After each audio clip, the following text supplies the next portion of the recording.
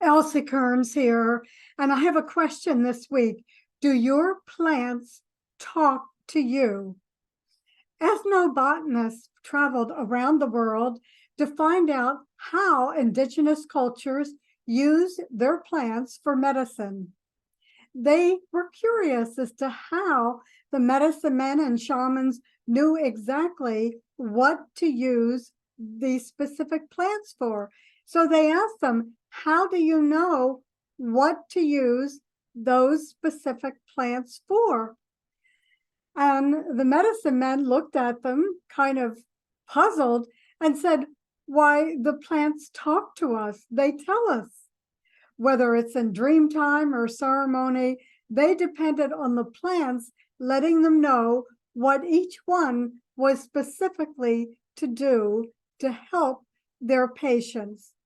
They also acknowledged that when they decided to cut and take a plant back to use for medicine, they asked permission from the plant and wanted to know if it was okay if they cut it, took it back, and explained that they would be using the plant for healing. So just an interesting way to think about medicine and plants and plant medicine in particular. I found out when I was reading this, I started paying attention to my plants, and I noticed that I would just get a hit that a specific plant needed water or needed to be outside for some sunshine. It was just kind of curious how they would just let me know from time to time, okay, time to water me or feed me, and particularly the plants indoors that I have. So you might check this out and see if just magically to your subconscious, those plants are reminding you when they need water or a little vitamins for their personal growth and yours as well. So as we slip into this and think about all of the wonderful plant medicine that we have available to us, and that many pharmaceuticals were made from certain plant medicines, let's just take a time to realize how incredibly magical the universe around us truly is. As we step into the month of November, we also know that as we come to celebrating Thanksgiving, it's a time when we express gratitude. It's like the month of gratitude for all that we have in our world. And also a time when we can offer prayers for those around the world that are struggling with war, disease, poverty, just incredible to witness, because we have the internet that lets us know minute to minute what is going on around us.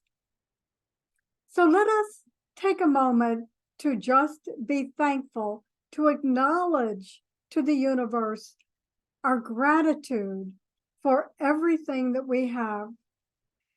In many cultures, especially Native Americans, when they needed rain or something specific, and they did a ceremonial dance for that need, they were always doing a dance of thanksgiving, as though whatever they needed had already arrived. And when we look at many of the manifestation courses, they're saying something very similar. We're imagining that it's already there, it's already ours. We're sending that vibration out to the universe so the universe can say, oh, that's what they need, that's what they want right now. And all of those manifestation courses urge us to be very specific, exactly what it is we need. And then to let it go out to the universe, and then let the universe decide how we're going to receive it. So we let go of the how and we just very specifically lay out exactly what's needed at this time in our life and our world.